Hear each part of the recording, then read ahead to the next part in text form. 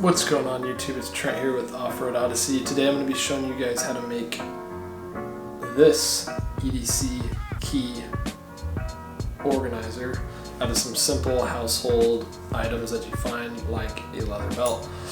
So stay tuned for more.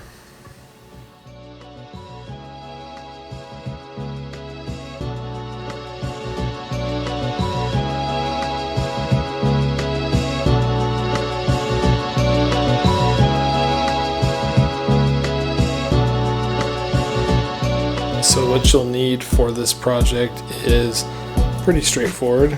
You'll need a drill, Chicago screw, link will be in the description, a drill bit. I'm using a 7/32, but just match the diameter of your Chicago screw. Leather of some sort, whether that's scrap. I'll be showing you how to use a leather belt. If you want to cut the keys, you'll need some way to cut it. I'm using a Dremel tool and a grinding blade or wheel. I'm going to use pliers to hold it in place, but you could use vice grips or a normal vise. So this design here is the design that I have chosen to use just because it uses the least amount of leather, it allows an easy attachment point on your keys, and it requires the least amount of cutting, so it's fairly simple. You can do several other designs. I've made wider designs so I can fit keys without cutting them. I've done designs where the key goes in between. I've made ones with pocket clips. It's going to be up to you to use your creativity. I will be using this design for this video. If you guys want a template, if we can get this video to 100 likes, then I will go ahead and put a free template in the description down below. The first thing you need to do is determine what length your longest key is. So in order to determine the length, just go ahead and grab a ruler or a tape measure and look at the key. Make sure that you're making your template that long. So future Trent here. What I was trying to say was that what you're going to need to do is take the length of the key, double it, and then measure the thickness of all your keys stacked together. This will give you the length that you're going to need for your template, which is coming up. I know I want to keep my key organizer as small as possible, so all of the stuff in black is going to be cut off, and that's just a general design. I did leave a little extra room there, that way I can grind it down to my appropriate size. One tip though is while you have the key intact, it's easiest to drill the hole at this point. So find the center of where your design is and use the excess to hold on to, drill your hole in there, and then cut the rest out. So I just put a black dot there as a kind of visual, but you can do whatever you want to do to visualize where you want to make that hole. Once you have your first key done, it's pretty simple to do the other ones because you pretty much have a template.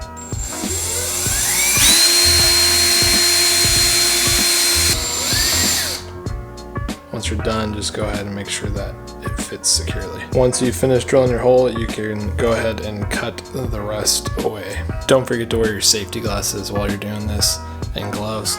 There will be tiny shards of metal going everywhere.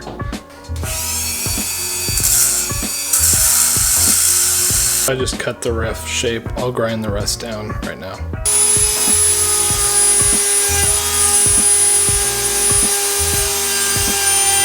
After it's all ground down, this is what it looks like.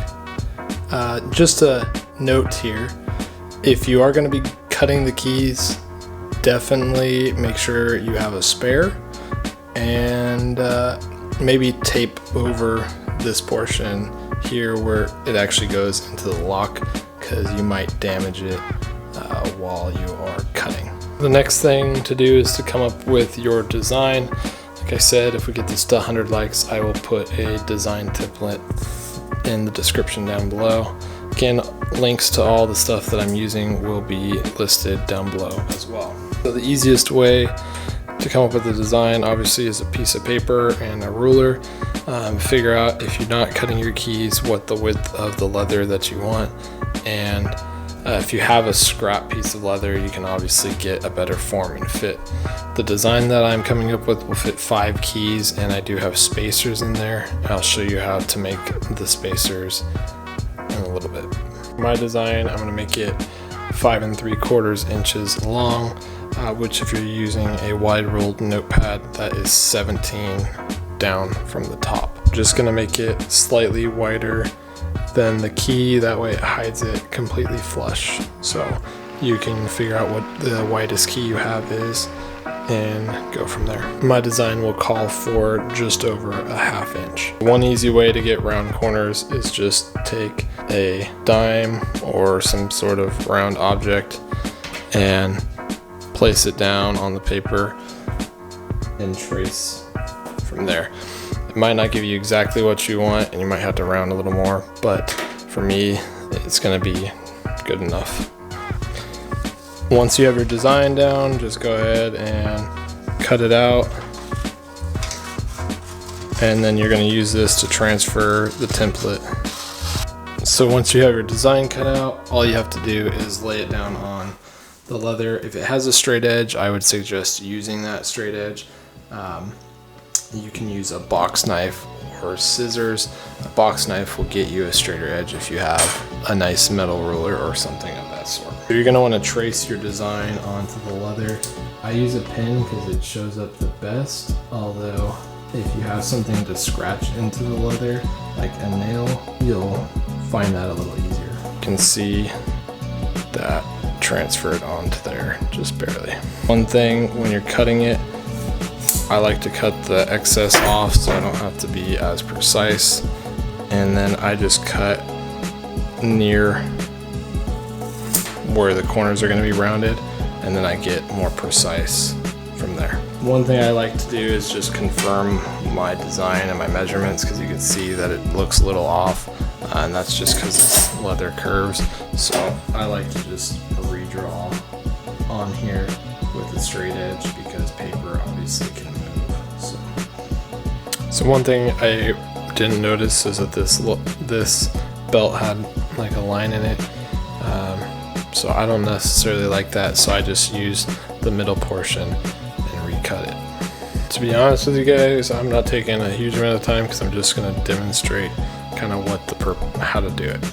So I lay my template back down, line it up, and mark from there. Obviously you can tell I have a lot of extra, so I'll just make a straight line across from here. That will tell me where to cut. This is where that dime comes in, and cutting along that. So again, watch your fingers on this, so all you have to do is just cut straight down with the box cutter. Just basically cut around. It will give you a fairly straight corner. And the smaller chunks you take out, the nicer the edge will be. So you can see it's kind of rough right now, but we will clean that up here.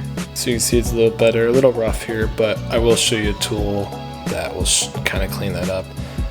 Not necessary, but it will definitely help. So one tool you can use is this edge knife. It really helps to just clean up those edges and kind of make it so that it looks a little cleaner, knocks off those corners. So you can see it looks a little better after it's finished there. I'll show you one other way to get it real nice looking. So this is an attachment for your Dremel, but really all you need is a piece of wood and some water. So this is another edge burnisher. You can use this. Basically you're just creating friction after you've dampened the edges. I just put a sponge or a cloth, and then you just dampen the edges. All this does is give the edge that finished look like this. So this is with the edges burnished, and like I said, I'm not going to take a ton of time on this, but when you actually take your time, it will be like nice and finished like this one. So once you have the finishing done, just lay your screw down and you can kind of figure out where exactly you want it to lay. And then drill your hole or punch your hole accordingly. Another thing you can use is obviously the key itself to kind of guide where you want that hole, and then just mark a circle. This way will give you a better idea of where that key is going to lay so it doesn't stick out if you are grinding your keys down. I like to punch the first hole and then line up that hole. That way we know that they're going to be flush and lined up. So I can use this, and then you can take your drill and drill the hole out, or punch the hole out with your hole punch. So once you have the hole sized, you can go ahead and push your Chicago screw through. At first I would try and make it pretty tight. That way once it loosens up over time, you aren't worried about it moving too much. So the next thing to do is make your spacers. I use leather. You can actually find washers. You could do a bunch of different things. I just like to use the scraps that I have left over, so you can cut them into squares about the size that you want and then cut the edges off, or you can use the scraps and just cut circles out from there. If you have a leather punch that is the diameter that you want, that will make it a heck of a lot easier. But again, I know most of you aren't going to be leather workers, so we'll do it the budget option here. So cutting the washers is going to be pretty tedious, honestly. So if you can find like nice stainless steel washers or brass washers, or plastic even, it's going to save you a lot of time trying to cut these out. The amount of washers is definitely going to vary, and the thickness is as well, so you'll have to either find the appropriate leather size or thin the leather down, and you can easily do that by taking your box cutter and just scraping the leather down, and it will eventually, you can get it down to the thickness that you want. Or they make a tool called a skiver, and that will work a heck of a lot easier, but I will put that in the description below. So I like to put washers in between each key, and I like it on the edge of the key that I'm going to use the most. That way it's easily accessible. Again, this is going to depend on how many keys you have, the thickness that you want, and this edge you can definitely clean up once you use this as your daily key fob. Put a little oil on it and it will make it even better. So you guys made it to the end. I appreciate you watching. This is just a quick down and dirty way of doing what I think is the best EDC key organizer out there. But there's a bunch of them out there. This has just been what's worked for me for the past year and a half. So if you guys want a full length in detail, the whole process of how I do this, go ahead and leave a comment down below if you're interested in that. And if you really like this video, go ahead and tap that like button. If you loved it, go ahead and maybe hit that subscribe button, click that notification bell. It really helps out with the channel. Anyways, thanks again for watching. I do greatly appreciate it. And as always, have a great day.